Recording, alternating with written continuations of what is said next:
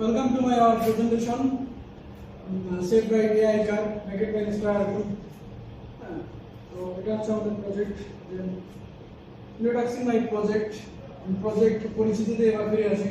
Project পরিচিতির মধ্যে রয়েছে যে আমাদের সেভ রাইট এআই কার বা এসআইআর হচ্ছে একটি আধুনিক প্রযুক্তি এআই কন্ট্রোলিং কার যেটি আমরা হচ্ছে আমাদের হাতে থাকা স্মার্টফোন দিয়ে সহজেই নিয়ন্ত্রণ করতে পারবো এবং এটি হচ্ছে স্মার্ট এবং নিয়ন্ত্রণযোগ্য থাকছে রিয়েল টাইম সুযোগ সুবিধা।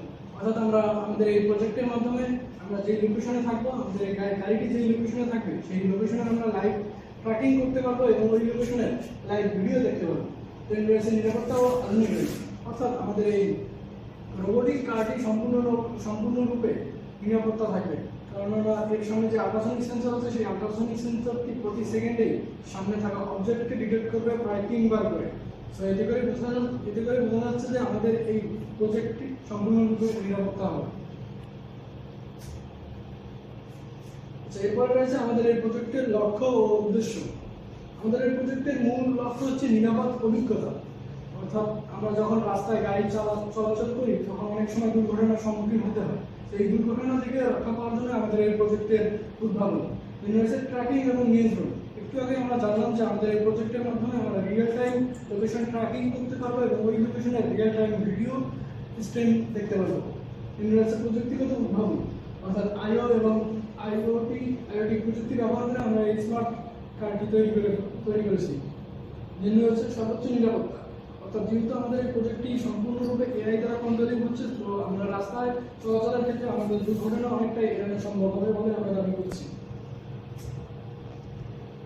এরপরে রয়েছে আমাদের প্রজেক্টের মূল যে ফিচারগুলো আছে স্মার্টফোন দিকে নিয়ন্ত্রণযোগ্য। অর্থাৎ আমরা আমাদের হাতে থাকা স্মার্টফোন দিয়ে ওয়াইফাই কিংবা ব্লুটুথ উভয়ের মাধ্যমে আমাদের এই প্রজেক্টটিকে বা আমাদের এই রোবোটিক কারটিকে নিয়ন্ত্রণ করতে পারবো।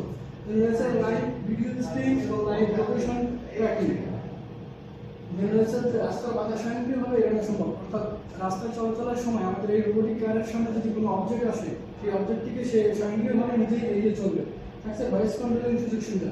অর্থাৎ আমরা এই রোবোটিক গাড়িটিকে চাইলে ভয়েস কন্ট্রোলিং এর মাধ্যমেও কন্ট্রোলিং করতে পারবো। এরপরে রয়েছে ব্যবহার ক্ষেত্র। অর্থাৎ আমরা আমাদের এই প্রজেক্টটিকে ব্যবহার করতে পারবো দৈনন্দিন চলাচলের ক্ষেত্রে ব্যবহার করতে পারবো, স্মার্ট সিটি ইন্ডিকেশনে ব্যবহার করতে পারবো, ব্যক্তিগত ও ব্যবসায়িক পরিবহনে আমরা ব্যবহার করতে পারবো। এরপরে রয়েছে আমাদের প্রজেক্টের যে মূল ব্লক ডায়াগ্রাম বা মূল ফাংশনালিটি। এই মূল ফাংশনালিটি হচ্ছে প্রথমে হচ্ছে ইউজার কোনো একটা কমান্ড করবে, সেটা হলো যে ফোন কন্ট্রোলিং থেকে কিংবা ভয়েস কমান্ডের মাধ্যমে যেই কমান্ডটা প্রথমে ইউজার করবে সেই কমান্ডটা সরাসরি মাইক্রোপ্রসেসরের কাছে যাবে। মাইক্রোপ্রসেসর সেই কমান্ডটিকে পর্যবেক্ষণ করে সেটা মোটর সেন্সর বা এআইকে পাঠিয়ে দেবে। এই এআই সেই কমান্ড থেকে প্রসেসিং করে আমাদেরকে আউটপুট প্রদান করবে। আর এই সংখ্যাটা হবে, অর্থাৎ আমরা আমাদের এই প্রজেক্ট বা এআই কারটিকে কমান্ডে দেওয়ার প্রায় 5 সেকেন্ডের মধ্যে আমরা এর আউটপুট পেয়ে যাব। এরপর রয়েছে যে আমাদের প্রজেক্টের যে মূল সুবিধাগুলো রয়েছে।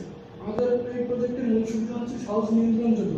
অর্থাৎ স্মার্টফোন দিয়ে আমরা সহজেই ভয়েস কন্ট্রোলিং এবং ম্যানুয়ালি কমান্ডের মাধ্যমে আমরা আমাদের এই রোবোটিক কারটিকে কন্ট্রোল করতে পারবো।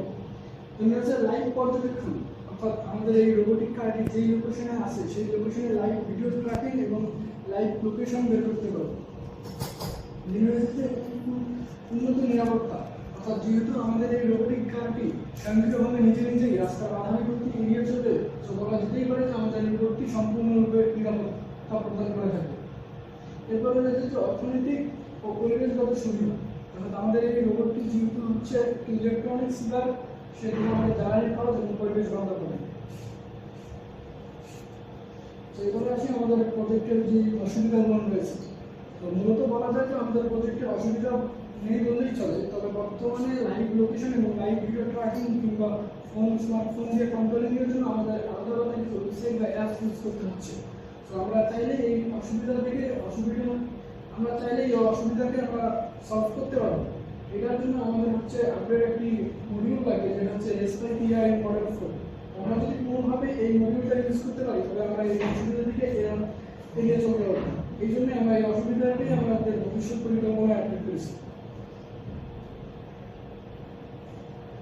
এরপরে রয়েছে আমাদের গ্রুপ নেম।